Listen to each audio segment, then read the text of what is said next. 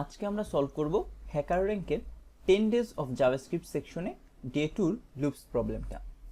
তো আসেন দেখি কি বলেছে এখানে। In this challenge, we practice looping over the characters of a string. Check out the attached tutorial for more details. তো এখানে more details এ যাই। First, print each vowels in S on a new line. অর্থাৎ প্রত্যেকটা vowel যেগুলো আছে সেগুলোকে new লাইনে print করতে হবে। The English vowels are A, I, O, U. Each vowel must be printed in the same order as it appeared in S. অর্থাৎ অর্ডারিংটা same থাকবে। যদি আমি এখনই এখানে চলে আসি, এখানে লেখা জাভাস্ক্রিপ্ট লুপস। তো জের পরে এ হচ্ছে আমার ভাওয়েল, তার জন্য এ এসেছে, তারপরে আবার আরেকটা এ আছে, তার জন্য আরেকটা এ এসেছে, এরকম করে আসলে যাবে। Then second, print each constant in S on a new line in the same order as it appeared in S. অর্থাৎ কনস্ট্যান্টগুলোকে আমাকে ভাওয়েলগুলো প্রিন্ট করার পরে পরবর্তীতে যে এই যেভাবে প্রিন্ট করা লাগবে। আমার ভাওয়েলগুলো ফার্স্টে এতটুকু পর্যন্ত এসেছে, তারপরে কনস্ট্যান্টগুলো সিরিয়ালি আবার প্রিন্ট করা লাগবে। তো এটা কীভাবে করতে পারি আমরা, আমাদের এটাই হচ্ছে টাস্ক এখানকার। আমরা চলে যাই আমাদের ফাংশনে, এখানে এস এর ভেতরে আমরা রিসিভ করব আসলে স্ট্রিংটাকে। তো এখানে আমরা লুপ ইউজ করি এই প্রবলেমটা সলভ করব, আমাদের আর সেরকম কিছু লাগবে না ইফ এলস ছাড়া। তো এখানে আমরা ফর নিচ্ছি, for let I less than S dot length then I plus plus. তো এই লুপের ভেতরে আমরা একটা ইফ কন্ডিশন দিব, যার ভিতরে আমরা চেক করব শুরুতে এটা ভাওয়েল নাকি।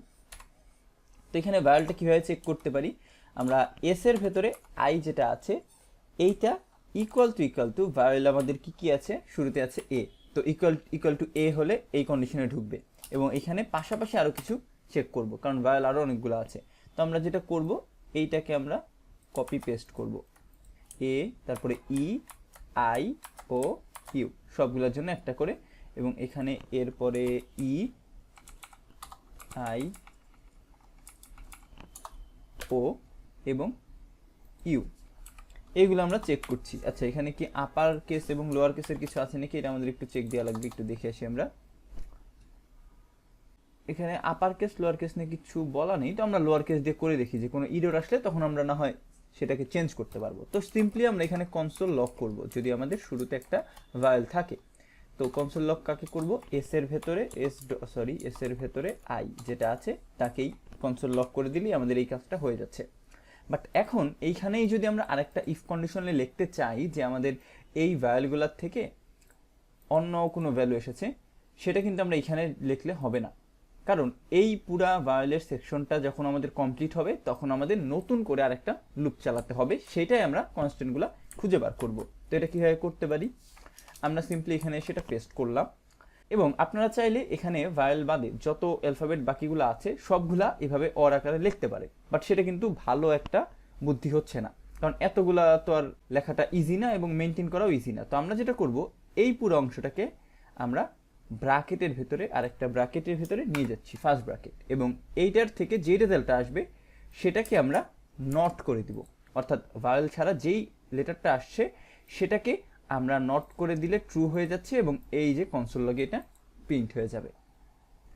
তো এইটাই হচ্ছে আমাদের কোডের সলিউশন। আমরা এখন এটাকে রান কোড দিই,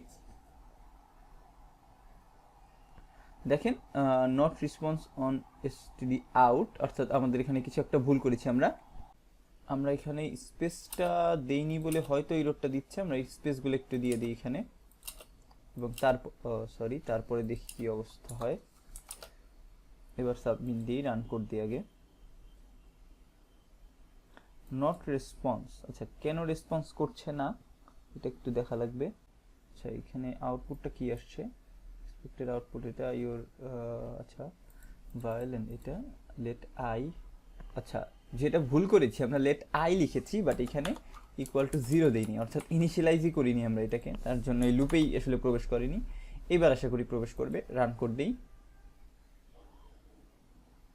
এবার ফার্স্ট টেস্ট কেসটা ঠিক আছে, তো আমরা এটাকে সাবমিট দিয়ে দিই। দেখেন দুইটা টেস্ট কেস ছিল, দুইটাই আসলে পাস করে গেছে বা কারেক্ট অ্যান্সার দিয়েছে। তো আশা করি আপনারা বুঝতে পেরেছেন কিভাবে আমরা এই ধরনের প্রবলেম সলভ করে থাকি। আজকে ভিডিও পর্যন্তই, সবাইকে ধন্যবাদ।